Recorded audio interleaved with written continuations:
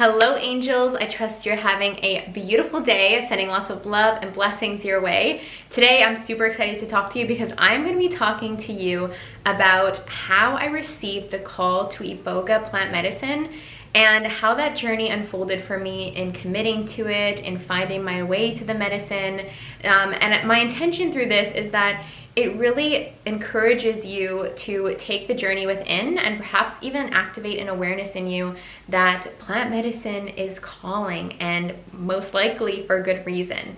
So plant medicine has been a part of my life for quite some time now. It's definitely transformed my life. Those of you might be familiar with my ayahuasca series on this YouTube channel, and this is part of an Iboga series. So Iboga is a different type of plant medicine, still with psychedelic properties, but it was also soul manifesting. So what I mean by that is that I got to be in touch with my soul. So yeah, it's just like incredibly potent, incredibly powerful. And that piece about the soul and hearing about that was what initially sparked my interest and piqued my curiosity about Iboga. So the first time that I did hear about Iboga was when I attended Rhythmia Life Advancement Center to do ayahuasca for the first time.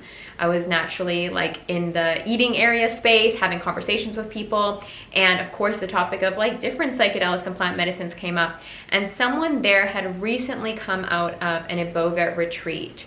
And they were talking about it, they were sharing their experience, and I just remember something popped into my brain that said like, one day we'll do that. And I was like, okay. And so it was in my awareness there. And also being a part of the whole experience at Rhythmia, we learned about Jerry's, the founder of Rhythmia's, experience of coming to plant medicine and how it transformed his life. And his initial journeys into plant medicine was actually through Iboga. So Iboga is a very powerful, potent plant medicine that had the ability to pull Jerry out of intense depression, addiction to substances like drugs and alcohol. And Iboga is kind of known as this once and done thing, which can help people get off of drugs or like really change their life if they're feeling like they're at the end. So through that experience, I learned about like how powerful and potent Iboga actually was to create such a transformation in someone. Iboga also told Jerry, like, you know, I've got other videos on my channel if you guys are interested in more about plant medicine, and even I had an interview with Jerry, but Iboga told him all about Rhythmia and how to create this, where to buy land, what to do. And in this experience of connecting with the soul, you're able to get guidance for your life. You're able to ask questions about what's next and how to move forward to live a life that's in complete alignment. So in hearing more about this, I'm like, no way, you get to have a consulta with your soul. Like, how cool is that? You get to meet your soul. You get to bring your soul back into your body. Like, all of that was really lighting something up inside of me. I would love the chance to meet my soul. Like, I would love the chance to have a consulta with my soul in another realm or in another experience. That just like really pulled me in. And hearing these stories about how people just transform their life even after just one experience with Iboga really started to ignite something in me. Okay, this is a powerful one. This is something that I feel is calling me, but I'll know when the right time is because it's gonna be powerful. So fast forward in my life, a few years later, I was at another ayahuasca retreat, this time in Canada. And there was a woman there, and she was talking about how Iboga was her favorite plant medicine, about how she attended Iboga Wellness Center in Costa Rica, the same place that I attended, and her experience was absolutely incredible. She couldn't say enough amazing things about Levi the shaman and about Iboga. One of the key things that I remember that she said to me was that Iboga was not scary like ayahuasca, and that's why she felt like it was her medicine. She felt like it was extremely potent and powerful, but not in the way that there's sort of this flowiness to the journey. She felt like it was very real. It was very straight to the point, and she really admired that about the medicine.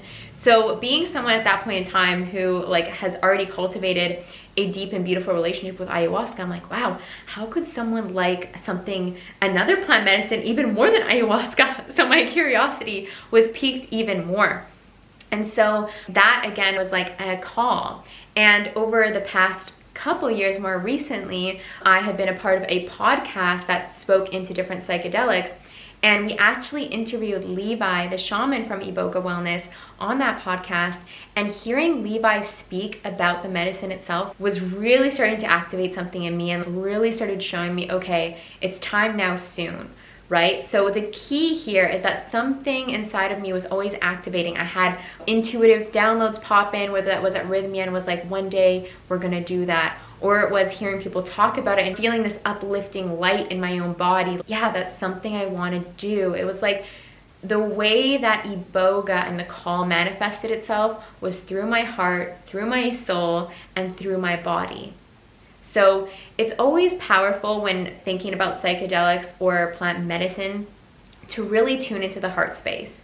Because sometimes what I've noticed in those spaces is that people are very keen on, let's say, stamping the psychedelic passport, trying out all different things. And I don't mean that in any shame to anyone whatsoever, but I do believe that every different type of medicine deserves to have this experience with each person where you receive the call, where you answer that, and where it is very intentionally used and it is integrated afterwards.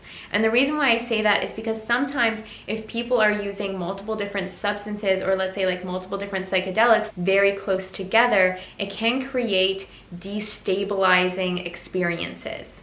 And so, yeah, I just wanted to say that is a call to plant medicine will manifest itself through the heart and through the body versus in the mind is like, I need to do that thing because I need to try all of them, right? And I'm definitely very passionate about all different types of plant medicines and psychedelics, and I know how powerful healing they can be. But what I do encourage, like I said, is getting quiet with the self and acknowledging the intuitive messages and the messages of the body to know where to go next, and then to trust and let each medicine have the stage in your life to a certain extent, right? So Iboga, in receiving this call to the plant, I'm integrating it like right now at the time of recording this video, and what I can say is that I know that this was like the most potent plant medicine I've ever experienced, and it deserves some quiet time in my life, like as in quiet as in I'm not gonna go do ayahuasca next week or like, you know, bufo or something like that. I've never done bufo, but I'm very much settling in and enjoying the experience of Iboga still being in my system, because this plant, like I have so much respect for this plant medicine, and I'm so grateful for all of the beautiful blessings and literal miracles that this has planted in my being and planted in my life, and reconnecting with my soul and bringing my soul back into my body.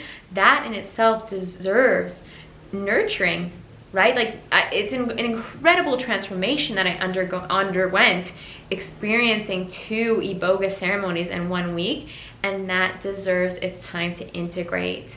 The plants, plant medicine, they're incredibly intelligent, they're powerful, they have so much wisdom to share with us, they have so much magic to share with us.